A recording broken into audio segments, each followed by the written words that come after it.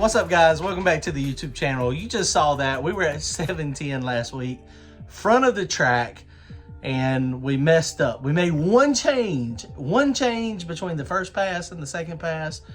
Monster wheelie the first pass. Second pass, stayed down, nice, clean, smooth pass. If you hadn't seen that video, go check it out. I showed the ET and the draggy on the second pass. First pass, about the same 60 foot. Actually, it was identical on the 60 foot, but the rest of the pass was trash because it done such a monster wheel stand.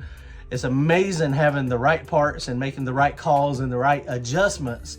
It's amazing what can happen. It's amazing how fast you can go or how slow you can go. Drag racing, especially no prep racing, is all about making passes, making laps, and having the right equipment. You can go fast with less than stellar equipment, but when you have the right stuff and you make the right changes, then of course you can go fast. Only thing we did between pass number 1 and pass number 2, and I mentioned it in those videos, but when you look at the passes and how fast the front end come up and how much the wheelie happened, we didn't change anything else.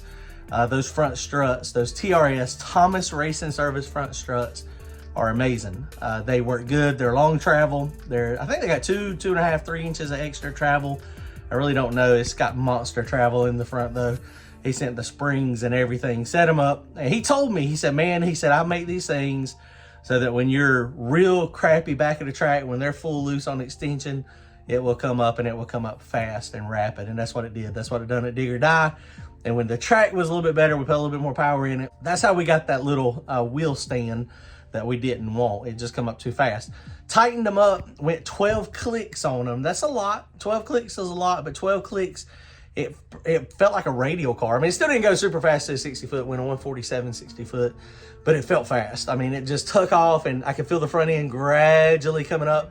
And it felt like in the car, probably half track or so, it was at full extension in the front, man. Those things are radical. If y'all don't have any, go hit Thomas Racing Service up, Jeff Thomas on Facebook, TRS, and get you some. Make sure you tell them you saw our video and we suggested them to you guys. Unbelievable. Unfreaking believable. Here they go, guys. They're super simple. The other thing I like about these is both knobs of adjustment, the compression and the extension, are down here on the bottom. And so, you know, he's got real soft springs on the front. I think they're 65s or 70s, 14 or 16 inches long. I think they're 16 inches long. Mine are a little bit more difficult to get to because of just everything I've got in the way. But these things are radical, man. And I had somebody ask me about where are they set on my car ride height wise. They are, it's got about 1 inch of shaft showing in there. And that way you got plenty of travel going up and you know, you don't have any issues. You can, of course, if I lowered the car a little bit and get a little bit more shaft down in the body, you know, that'll give you a little bit more travel. But the problem with that is, you know, if you do a monster wheel stand, if it comes down kind of hard, then you may have some issues. You don't want to hurt the struts. So it's one of those things. These things are radical, man. I just wanted to show y'all though, I was super impressed, you know, just making one change, just going and forgetting one change. It's amazing how drag racing is so all-encompassing. I talked about it and I thought about it and I said, okay, well, we're going to leave a little bit harder. We need to tighten these front struts up a little bit. And by the time we got up there, I forgot about it. It slipped my mind.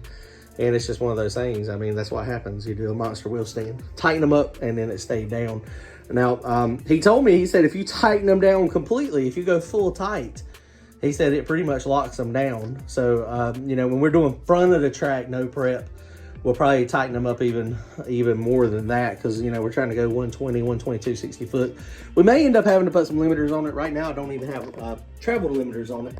It is full travel all the time when it gets out. But tightening them up fully, it may make it so that I don't need limiters and we can just control it with the strut. That's one thing we'll just have to try out. I don't know if it'll work or not.